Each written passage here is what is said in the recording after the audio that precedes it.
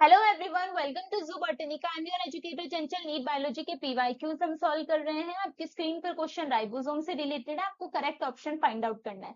सबसे पहला ऑप्शन है यहाँ पर यूकैरियोटिक राइबोसोम 80s टाइप के होते हैं, प्रोकैरियोटिक राइबोसोम 70s टाइप के होते हैं। तो राइबोसोम के बारे में पहली चीज ये क्या करते हैं, प्रोटीन का सिंथेसिस करते हैं, प्रोटीन बनाते हैं। ठीक है।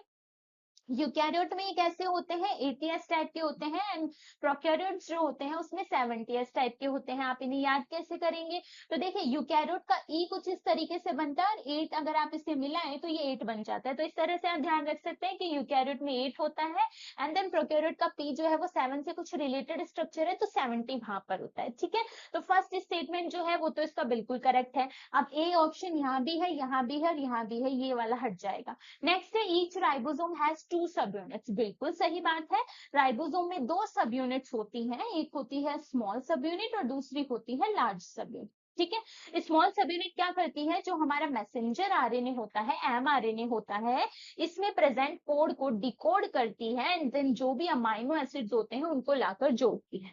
ठीक है। अब इन अमाइनो एसिड्स के बीच में जो बॉन्ड हमें देखने को मिलता है, हमारा पेप्टाइड बॉन्ड जो होता है प्रोटीन्स का, वो यहाँ पर बनाने का काम लार्ज सब यूनिट का होता है। तो सेकंड स्टेटमेंट भी यहाँ पे बिल्कुल करेक्ट हो जाएगा।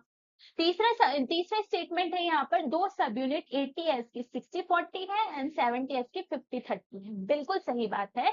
जब आप यूकैरियोट में बात करते हो 80s की, तो इसकी भी अगेन 2 सब यूनिट होती है। इसकी लार्ज सब यूनिट होती है 60 और स्मॉल होती है 40। वही 70 जो है अगेन ये भी डिवाइडेड होता है। इसकी जो लार्ज सब यूनिट होती है वो होती है 50 और स्मॉल होती है 30।